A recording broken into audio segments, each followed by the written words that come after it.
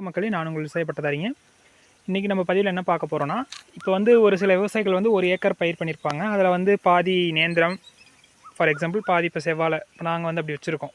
இப்போ 1000 மரத்தில் வந்து ஒரு 300 மரம் செவ்வாழை, ஒரு 700 மரம் நேந்திரம் அப்படி வச்சுருக்கோம் அப்படின்னா, இப்போ பார்த்திங்கன்னா நம்மளுக்கு இது ஃபுல்லாக வந்து நேந்திரங்க, இது ஃபுல்லாக வந்து செவ்வாழைங்க.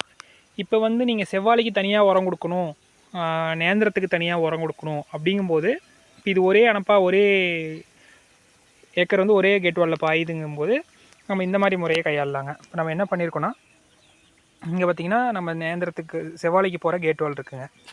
இந்த கேட் வாலில் மெயின் லைனில் வந்து நம்ம ஒரு எம்டி ஹோஸ் கனெக்ட் பண்ணி இப்போ வந்து நம்ம பேட்ரி பம்ப் மூலயமா கனெக்ட் பண்ணியிருக்கோம்.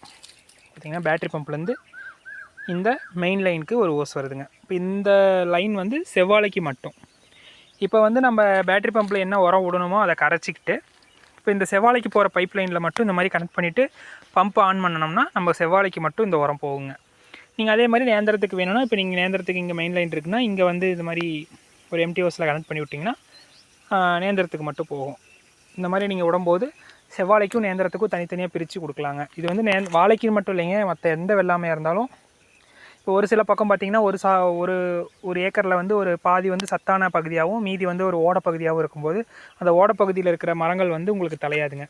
அப்போ என்ன பண்ணலான்னா, இந்த மாதிரி அந்த ஓடப்பகுதிக்கு மட்டும் அந்த பாதியிலேருந்து மெயின் லைன் போகுது பார்த்திங்களா, சொட்டு நீர் ஹோஸ் போட்டிருக்கோம் பார்த்திங்களா, இந்த மாதிரி அந்த பாதியிலேருந்து போகிற இடத்துல மட்டும் நீங்கள் இந்த மாதிரி ஒரு எம்டி ஹோஸ் கனெக்ட் பண்ணி இந்த மாதிரி கைப்பு மூலியமாக விட்டிங்கன்னா உங்களுக்கு அந்த பாதி தோட்டத்துக்கு அந்த ஓடை பகுதிக்கு மட்டும் உரம் போகுங்க. இப்போ அந்த ஓடை பகுதிக்கு கொஞ்சம் சேர்த்தி உரம் தனியாக அந்த மாதிரி விடும்போது கைப்பம் மூலிமா வந்து அது பேட்டரி ப்ரையர் மூலிமா பிரித்து கொடுக்கும்போது உங்களுக்கு அந்த ஓடை பகுதியும் சத்துள்ள பகுதிக்கான நிகராக வந்து தளைஞ்சி வருங்க. அதனால் வந்து இது ஒரு ப்ளஸ் பாயிண்ட்டாக இருக்குங்க. அதாவது ஒரு உர சத்து கொடுக்கறதுக்கு, சத்து இல்லாத பகுதிகளுக்கு சத்து அதிகமாக கொடுக்கறதுக்கான ஒரு ப்ளஸ் பாயிண்ட்டாக இருக்குன்றது என்னோடய கருத்துங்க. நன்றி.